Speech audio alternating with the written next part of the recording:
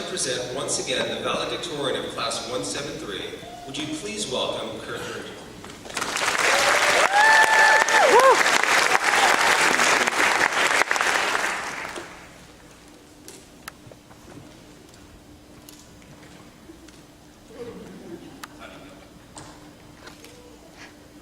Thank you, Dr. Sherry. By the way, I do apologize if I go over on time, so please don't start playing the music to send me off stage. Good afternoon, respected guests and members of the community, faculty, family, friends, and fellow graduates. It is truly unbelievable that it has been 3 years since first starting our journey to become doctors of chiropractic. Today is an absolute honor for us, because after today, we will have the greatest opportunity of being able to serve our communities with the knowledge, passion, and art of chiropractic. As we look back along the path we have taken on our journey to this point, we can see that we've been through a lot together. 3 years ago, we were sitting together for student orientation and were given an envelope that we were not allowed to open until the proper time. What was enclosed in this envelope was a section we were going to be in for the rest of our time at Palmer. These sections became like a small family for labs and ALS sessions during our time at school. During our time together at Palmer, we found out that Dr. Herr prices everything for $50, which is sofa, king, awesome. We had gotten the impression and seen it in our mind's eye in Dr. Alatar's class. We finally did get it in Dr. Zhang's class, and we will still never completely understand what is on there in Dr. Schaefer's class. We will never forget these phrases from a small collection of the professors in our school, nor will we ever have to stare down someone for sitting in our assigned seat, write a salient future down for lab, walk out of a YAZAC exam feeling like we failed, or have to take another OSCE again, for which I, along with most of you, still do not know what OSCE stands for. I would like to thank the professors for all the knowledge that they bestowed upon us. We will be eternally grateful for your patience, passion, and wisdom. I am absolutely honored to be standing here today as Class 173's valedictorian. I never expected that I'd be giving this speech. Many of you do not know, but back in elementary school, I was diagnosed with CAPD, which stands for Central Auditory Processing Disorder. The premise of this disorder is that it becomes very difficult for me to retain the heard word, and thereby affects my short-term memory and comprehension. Ever since elementary school, I've had to study more than those around me due to my disorder. So when I came to Palmer, I knew that the library and study rooms would become my new home. In fact, I think they should name one of the rooms after me, since I spent so much time there. Although, I don't think many students would venture into the Virgin Room. You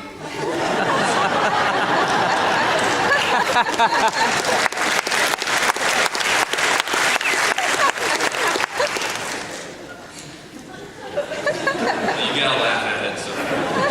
Alright, now the real message that I'm trying to convey is do not let anything or anyone make you feel inferior. We all have different challenges within our lives that we must overcome. Do not let those challenges scare you or define you, but let them shape you and make you stronger. Sometimes the most difficult paths that we have to take lead to the best destinations. The paths within our profession that we must venture down can be the techniques that we choose to treat our patients with. All techniques have a place in the chiropractic profession, but not all necessarily have a place in each of our practices. Some of us will focus on the upper cervical location, while others will focus on adjusting extremities. Some of us will dive into different forms of soft tissue work, while others may focus on functional neurology. All have value in the chiropractic community, and not one should be discounted or placed above or below another. In the end, most of us will have a mix of techniques within our office that we will utilize. We as a profession must work together to help in the care of our patients, and be mindful that we do not berate one another. Some techniques have more research than others, but this does not necessarily mean that they are any less useful to a patient's recovery. Lack of proof does not mean proof of lack. At this same token, do not get stuck in a routine of treatment, but continue to expand your knowledge. When it comes to treating patients, I hope that the ultimate goal for all of us is the overall well-being of our patients. If you build your practice with the integrity of treating the patients to your best capability, then the patients will come. My father and his father before him did well in practice because they did something that is fleeting in many doctors in today's society. They listened to their patients. Now I know that sounds like a small task and a minor factoid in the overall care of the patient, but it could be one of the most important aspects in the ultimate treatment. By listening to the patient, you gain a connection with them, allowing you to form an appropriate care plan. When it comes to the treatment of the patient, sometimes chiropractic is not the answer. Determining when not to adjust is just as important as when to adjust. One of the many reasons that my father was such a wonderful chiropractor and beloved by his patients was because he knew the limits of his profession. He knew exactly who to refer to when certain conditions were outside the scope of chiropractic. You might think that referring out will make you lose patients. However, it is because you refer to the proper specialist that the patient will have a greater appreciation for you as a doctor and refer others to you. All medical specialties have their limits, but we can work together to help give patients the best care. So often we spend our whole lives worrying about the future, trying to predict the future as if doing so will help cushion the blow. But the future is constantly changing. The future is the home of our deepest fears and our wildest hopes. But one thing is certain, when it finally reveals itself, the future is never the way we imagined it. I hope that in the years to come, you make mistakes. Because if you are making mistakes, that means you are trying new things, learning, living, pushing yourself, changing yourself, and changing the world around you.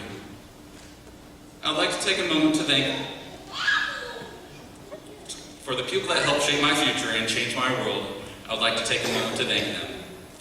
Our families are the most influential people that help us throughout our college career. I'd like to give a special shout out to my grandmother, who I refer to as Oma, for flying all the way down from Chicago to be at my graduation. Next, I'd like to thank my sister, Erica, who's a graphic design artist. She has always looked out for me. She gave me pep talks whenever I was stressed, which, let's be real, was most of the time. Without my sister, I would not have stayed sane throughout my time at Palmer.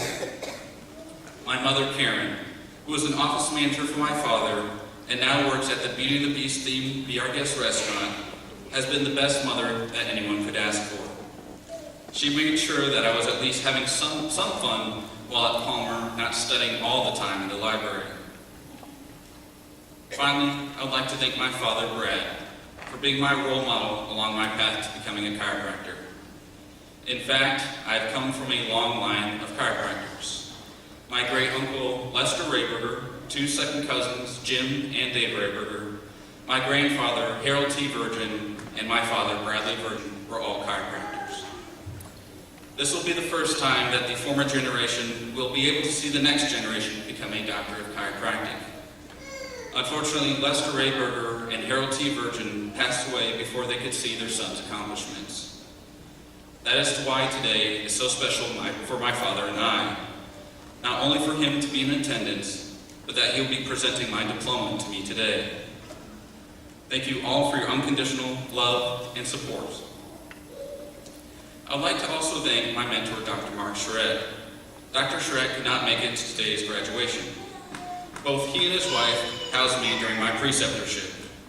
I'll be forever grateful for the tremendous amount of knowledge that they have shared with me. The final group that I would like to thank today would be Class 173. You guys have been like a family to me. I couldn't have asked to be surrounded by a better group of people. Thank you for being a class that has camaraderie and is willing to help one another. I hope that we continue to do this in the future as we begin to build our practices. Now, some of you might be wondering, what are my plans after I graduate today? Well, the only answer to that question is, I'm going to Disney World.